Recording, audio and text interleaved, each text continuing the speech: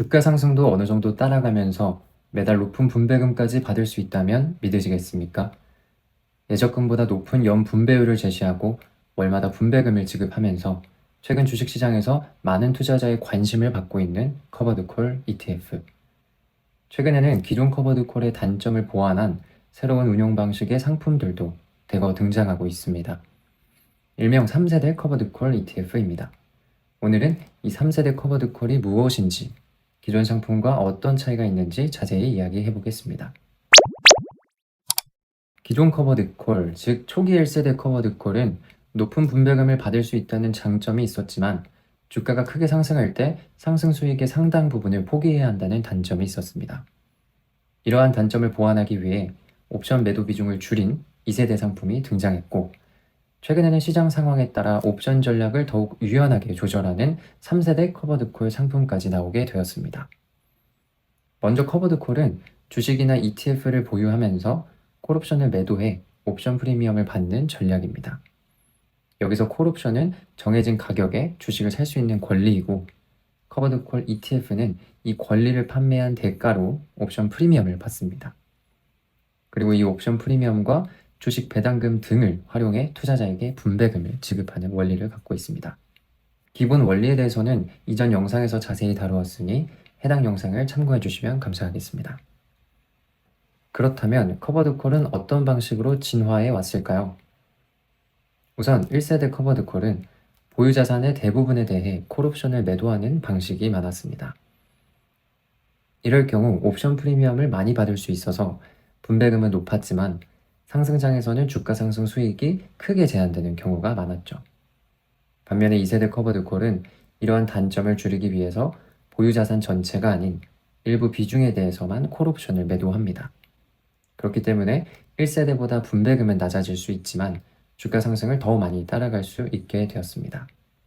하지만 여전히 주가가 상승장을 오래 유지하거나 급상승이 나올 때 수익의 상당 부분을 포기해야 하는 경우가 많았기 때문에 운용사들은 안 되겠네, 이젠 시장 흐름에 맞게 계속해서 옵션 매도 비중 조정하고 주가 상승을 최대한 따라가게 만들자 라고 해서 나온 상품들이 바로 3세대 커버드콜입니다. 쉽게 말해서 2세대는 옵션 매도 비중을 단순히 줄인 방식이라면 3세대는 시장 상황에 따라서 옵션 전략을 더욱 적극적으로 조절하는 방식입니다. 그렇다면 3세대 커버드콜은 정확히 어떤 점들이 다를까요? 3세대 커버드콜 특징은 크게 세 가지로 볼 수 있습니다. 첫 번째는 옵션 매도 비중을 시장 상황에 따라 조절한다는 것입니다. 시장 상승 가능성이 높다고 판단하면 옵션 매도 비중을 줄여서 주가 상승을 더 많이 따라가고, 시장이 횡보하거나 상승 여력이 제한적이라고 판단하면 옵션 매도 비중을 늘려서 더 많은 옵션 프리미엄을 확보합니다. 다만 모든 3세대 상품이 시장 상황에 따라 비중을 계속해서 바꾸는 것은 아닌데요. 일부 상품은 옵션 매도 비중을 10%나 20% 일정하게 고정하기도 하며, 또 다른 상품은 목표한 옵션 프리미엄 비율에 맞춰 매도 비중을 조절하기도 합니다. 국내에서는 첫 번째 방식을 보통 고정형 커버드콜, 두 번째 방식을 타겟형 커버드콜이라고 부릅니다.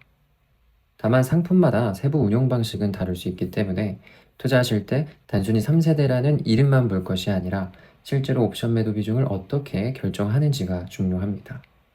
두 번째로는 OTM 옵션을 잘 활용한다는 점입니다.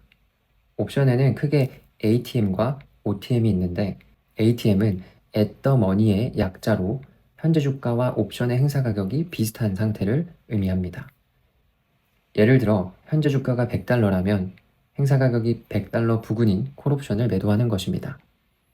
행사 가격이 현재 주가에 가까운 만큼 ATM 옵션은 비교적 높은 프리미엄을 받을 수 있지만 주가가 조금만 상승해도 상승 수익이 제한될 수 있습니다. 반대로 OTM은 out of the money의 약자로 현재 주가보다 높은 행사 가격의 옵션을 의미합니다. 현재 주가가 $100라면 $110나 $115처럼 현재 가격보다 더 높은 행사 가격의 콜옵션을 매도하는 것이지요. 이 경우에는 ATM 옵션보다 받을 수 있는 프리미엄은 낮아질 수는 있지만 행사 가격까지는 주가 상승에 참여할 수 있다는 장점이 있습니다. 보통 1세대는 둘 중에 ATM을 많이 사용하고 2세대는 OTM 위주, 3세대는 OTM을 활용하면서 시장 상황에 따라 옵션의 행사 가격과 비중, 만기, 매도 시점까지 유연하게 조절하는 액티브 전략까지 사용합니다. 마지막으로 세 번째는 시장 변동성을 옵션 운용에 활용한다는 것입니다.